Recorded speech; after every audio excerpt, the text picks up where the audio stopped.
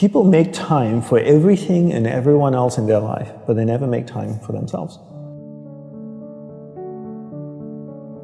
If you go up to someone who you know and say, like, would you like to catch up for coffee? Let's do coffee. They're like, oh, I can't this week, but I can next week. How about Thursday, 7 p.m.? Perfect. I'll see you at this place.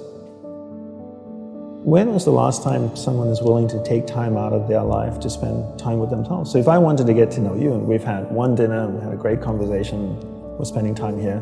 If I wanted to get to know you, I would have to spend time with you. We'd have to meet up for coffee, a glass of wine. If I really want to get to know you, maybe we meet up once a week. Every Friday night, we go out for a glass of wine, we chat for a couple of hours. After a year, I'd get to know you really well, you'd get to know me really well. But it requires me spending time with you. So if you want to get to know yourself, you need to spend time with yourself.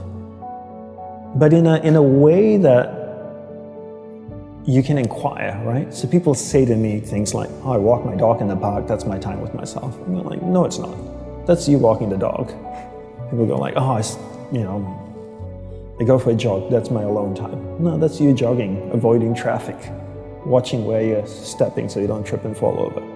Spending time with yourself is sitting down, closing your eyes, not interacting with the outside world, and actually going inside and having that conversation, the same conversation I would have with you and say like, hey Brian, so where did you grow up? You know, you said California, do you like to surf? No? Hate the water, love the water? Tell me, right? And people don't have that conversation, and because they don't have that conversation with themselves, they don't end up knowing what they want in life. Because they don't know what they want in life, they can't focus that finite amount of energy, and then they don't live a lifestyle that brings them happiness, and most people end up being unhappy. A couple of things I would say. One is simplify your life. Everybody's so busy. Everybody's got a lot of things to do. We don't actually have a lot of things to do. Right. We like being distracted because then we don't have to think about ourselves. And we don't have priorities in life. Most people don't have clear priorities in life. You know, for me, my goal is to simplify my life, simplify the number of people in my life, and simplify the number of things in my life. We only have a finite amount of energy each day, right? But every year, we have more people in our lives. Is that a fair statement? More Facebook friends, more people you're connected with, but your energy stays the same. So that's not a proportionate growth. If your energy is increasing every year proportionately with the number of things and people in your life, then we don't have to talk about this. But your energy level is the same. But the amount of people and things in your life are growing almost exponentially. So whereas that doesn't work. So for me, it's always about simplifying first the people and things into your life, into who and what's most important, taking that finite energy that you have each day and focusing. Second step is learning how to focus and concentrate that finite amount of energy into the people and things that truly matter. Now you start to create a lifestyle that you actually love because you're invested into people and things that matter.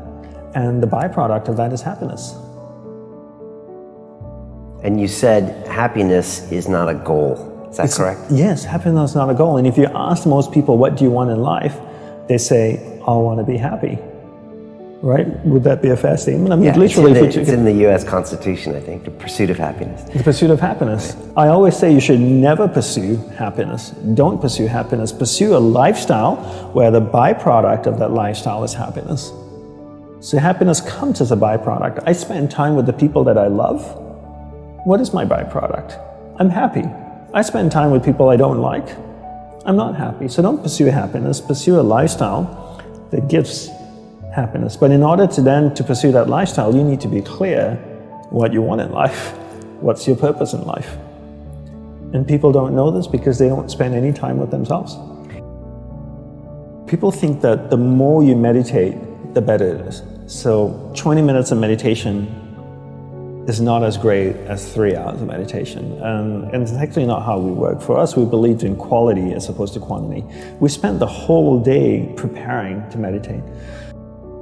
What comes before meditation? Concentration. Concentration comes before meditation. So you need to learn how to concentrate in order to meditate. And we believe that you can't meditate if you can't concentrate. So we spend the whole day focusing on concentration. So when I spoke with someone in a monastery, I spoke with another monk, I gave them my undivided attention.